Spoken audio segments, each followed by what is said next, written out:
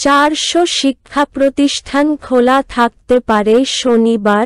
শিক্ষামন্ত্রীর 14 জুন 2024 শিক্ষা প্রতিষ্ঠান শনিবার বন্ধ নাকি খোলা, সে বিষয়ে ঈদুল আজহার ছুটির পর প্রজ্ঞাপন জারি করা হবে বলে জানিয়েছেন শিক্ষামন্ত্রী মহিবুল হাসান চৌধুরী। এইচএসসি পরীক্ষার কারণে সংযুক্ত 400 শিক্ষা প্রতিষ্ঠান এবং বন্যাকবলিত সিলেটের শিক্ষা প্রতিষ্ঠান শনিবার খোলা রাখা হতে পারে বলেও জানিয়েছেন তিনি। বৃহস্পতিবার 13 জুন রাজধানীর বকশীবাজারে আলিয়া মাদ্রাসা প্রাঙ্গণে ঢাকা মহানগর দক্ষিণ ছাত্রলীগ আয়োজিত গ্রিন, ক্লিন ও স্মার্ট ক্যাম্পাস বিনির্মাণে বৃক্ষরোপণ ও পরিচ্ছন্নতা কর্মসূচির অনুষ্ঠান শেষে এক প্রশ্নের জবাবে তিনি এসব কথা জানান।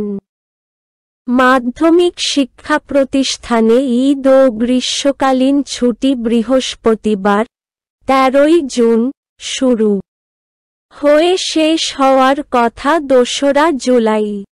তবে 3রা জুলাই থেকে সামষ্টিক মূল্যায়নের কারণে কোনো শিক্ষা প্রতিষ্ঠানের ছুটি কমিয়ে 30 জুন খোলার সিদ্ধান্ত নেওয়া হয়েছে। শিক্ষণ ঘাটতি মেটাতে শনিবার শিক্ষা প্রতিষ্ঠান বন্ধ রাখার বিষয়ে শিক্ষামন্ত্রীর বলেন, শিক্ষা প্রতিষ্ঠান শনিবার খোলা বা বন্ধ রাখার বিষয়ে আমরা ঈদের পর সিদ্ধান্ত নেব। শনিবার এখন পর্যন্ত শিক্ষা প্রতিষ্ঠান খোলা আছে। আমরা চেষ্টা করছি শনিবার যে বন্ধটা আগে ছিল তা যাতে বলবৎ রাখতে পারি। ইতোমধ্যে আমরা শিক্ষাবর্ষের ক্যালেন্ডারের হিসাব নিয়েছি।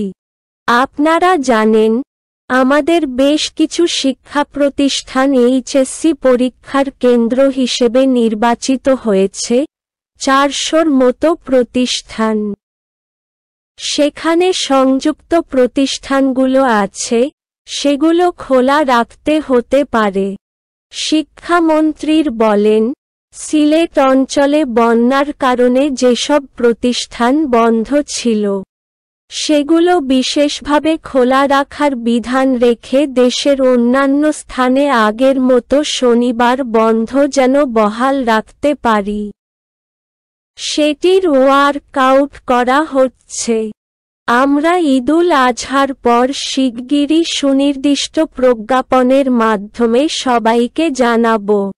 তবে এই মুহূর্তে আমার মনে হচ্ছে বন্ধ রাখাটা সম্ভব হবে না।